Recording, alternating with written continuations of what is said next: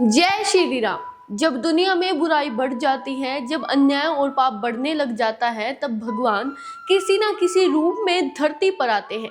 ऐसे ही एक दिव्य अवतार था भगवान श्री राम का। आज हम उसी पवित्र दिन को मनाते हैं, रामनवमी, जब अयोध्या में राजा दशरथ के घर भगवान श्री राम ने जन्म लिया था। इस दिन को पूरे देश में रामनवमी के रूप में बड़ी श्रद्धा और भक्ति के साथ मनाया जाता है।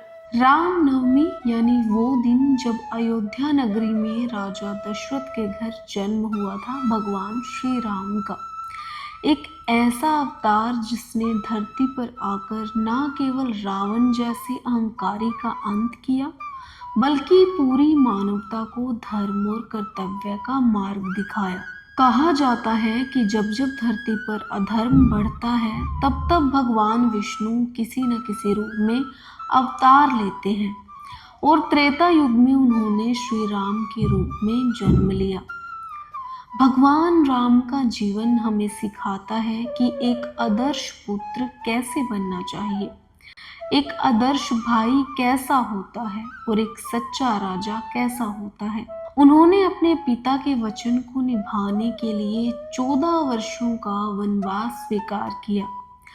राजपाट, सुख सुविधाएं सब कुछ त्याग दिया, लेकिन धर्म का साथ कभी नहीं छोड़ा। रामनवमी का पर्व सिर्फ पूजा अर्चना तक सीमित नहीं है, ये दिन हमें अपने जीवन को सुधारने का अवसर देता है।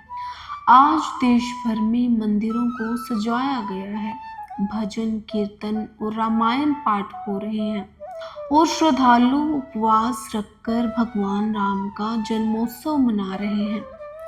अयोध्या में तो आज का नज़ारा बेहद ही खास है। घरों से लेकर मंदिरों तक हर जगह दीप जल रहे हैं और जय श्री राम की जयकारों से पूरा वातावरण गूंज उठा है।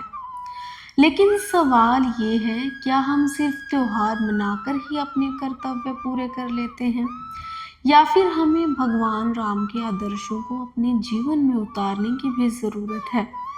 आज के समय में जब समाज में झूठ, अन्याय और स्वार्थ बढ़ता जा रहा है, तब श्री राम के विचार और भी ज़्यादा महत्वपूर्ण हो जाते हैं। रामनवमी हमें सिर्फ भगवान राम का जन्म ही याद नहीं दिलाती, बल्कि हमें ये भी सिखाती है कि सच बोलना, अपने कर्तव्य निभाना और दूसरों का सम्मान करना कितना जरूरी है। अगर हम अपने जीवन में भगवान राम के इन आदर्शों को अपनाएं, तो वही उनके लिए सबसे बड़ी श्रद्धा होती है। तो आइए इस रामनवमी पर हम सब ये संकल्प लें कि हम हमेशा सत्य और धर्म के रास्ते पर चलेंगे। इसी के साथ आप सभी को रामनवमी की बहुत बहुत शुभकामनाएं। जय श्री राम।